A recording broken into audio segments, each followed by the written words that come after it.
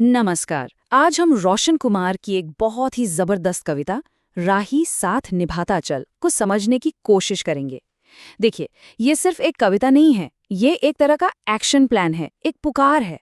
तो हम क्या करेंगे? सबसे पहले हम इस पूरी कविता को एक साथ सुनेंगे, महसूस करेंगे और उसके बाद हम इसकी एक-एक परत को खोलेंगे और इसके गहरे मतलब को समझेंगे।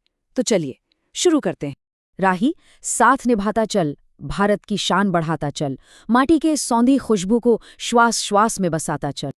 ये देश केवल रेखा नहीं, ये त्याग, तप और बलिदान है। हर कण में गाथा सोई है, हर जन में जीवित पहचान है। इस पहचान को कर्म बना, जीवन में उतारता चल। जब सीमा पर वीर खड़ा हो, जब किसान खेत में जूझे, जब माँ की आंखें भीग उठें, जब मजदूर पसीने से सींचे, उन सबका तू स्वर बनकर अनसुनी बात उठाता चल। न जाति पूछ न धर्म गिन, इंसान पहले मान सके। तेरा झंडा ऊंचा तभी रहे जब हर मन सम्मान सके। मानवता को राष्ट्र धर्म सबको ये समझाता चल। डर से नहीं सत्य से जी, ये सीख तुझे निभानी है। जो गलत हो उससे समझौता नहीं, ये शपथ सदा उठानी है। वीर वही जो अन्याय के सीने से टकराता चल। मंदिर मस्जिद गिरजा से पहले भूखे को रोटी दे। यही भक्ति, यही साधना, यही ईश्वर की सबसे बड़ी सेज। सेवा को ही पूजा मान, ये दीप जलाता चल। जब भी ये गीत गाया जाए तो नस नस में ज्वार उठे। हर युवा बोले, हर बूढ़ा बोले, अब देश फिर तैयार उठे। राही नहीं, तू चेतना बन, युग को नया दिखाता चल। राही साथ निभाता चल, भारत की शान बढ़ाता चल। तेरे कदम जहां पड़ जाएं, वहां इतिहास बनाता चल। तो ये थी कविता, है ना दमदार? अब चलिए इसके एक-एक विचार को थोड़ा और गहराई से समझते हैं। शुरुआत करते हैं पहले सवाल से। आखिर एक राष्ट्र होता क्या है? क्या ये सिर्फ जमीन का एक टुकड़ा है या उससे कहीं ज्यादा कुछ और? याद कीजिए इन पंक्तियों को। यह देश केवल रेखा नहीं, यहाँ कवि एक बहुत बड़ी बात कह रहे हैं।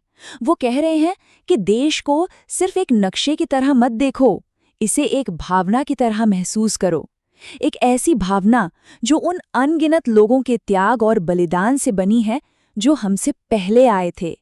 तो इसका सार क्या है?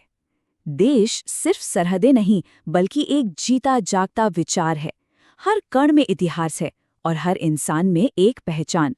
और ये पहचान सिर्फ जानने के लिए नहीं है। नहीं, कविता हमें चैलेंज करती है कि इस पहचान को अपने काम से, अपने कर्मों से साबित करो। ठीक है, तो हमें अपने कर्म से देश की पहचान को जीना है। लेकिन अगला सवाल आता है, सेवा किसकी करें? हम किसके प्रति जिम्मेदार हैं? कविता इसका जवाब बहुत साफ देती है और हमें मानवता के धर्म की ओर ले जाती है। ये पंक्तियां ना देशभक्ति को नारों से निकालकर जमीन पर ले आती हैं।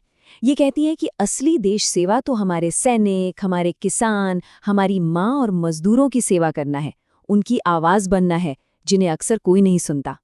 और फिर आता है इस कविता का सबसे जरूरी, सबसे क्रांतिकारी विचार।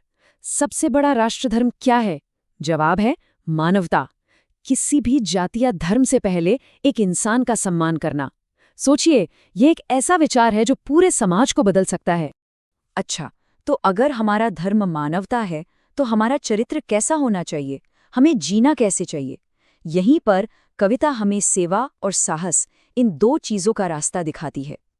देखिए, यहाँ कविता हमारे सामने दो रास्ते रखती है और चुनाव हमें करना है।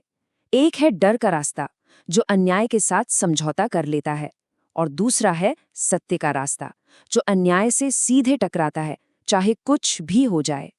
और यहीं हमें नायक की असली परिभाषा मिलती है। वीर वो नहीं जो सिर्फ जंग जीतता है, असली वीर तो वो है जो अन्याय के सामने खड़ा होता है। ये हिम्मत की एक नई और शायद आज के समय में ज्यादा जरूरी परिभाषा है। यही सोच आध्यात्मिकता पर भी लागू होती है। सच्ची पूजा क्या है? क्या वो सिर्फ मंदिर मस्जिद में है? कविता कहती है नहीं, सच्ची पूजा तो भूखे को रोटी खिलाने में है। सबसे बड़ी भक्ति सेवा है। दूसरों के लिए सेवा का दीपक जलाना ही असली पूजा है। अब हम कविता के सबसे बड़े संदेश पर आते हैं। ये सिर्फ सही काम करने के बारे में नहीं है, ये पूरी तरह से बदल जाने के बारे में है। ये एक नई चेतना, एक नई कॉन्शियसनेस जगाने का आह्वान है। तो ये अंतिम बदलाव क्या है? देखिए, कविता हमें सिर्फ एक राही या यात्री बने रहने के लिए नहीं कहती। नहीं, ये मांग उससे कहीं ज्यादा बड़ी है। तो जरा इस सफर को देखिए। हम एक राही की तरह शुरू करते हैं, एक अकेले यात्री। लेकिन मंजिल है चेतना बनना, मतलब एक ऐसी जागृत शक्ति बनना जो दूसरों के लिए प्रेरणा बने और अपने हर कदम से इतिहास रचे। ये एक इंसान से एक आंदोलन बनने का सफर है। और ये कविता हमें इसी अंतिम सवाल पर छोड़ जाती है। हमारे अपने समय के लिए एक चेतना होने का क्या मतलब है? और इतिहास बनाने के लिए हम वो पहला छोटा सा कदम क्या उठा सकते हैं? इस पर विचार जरूर कीजिएगा।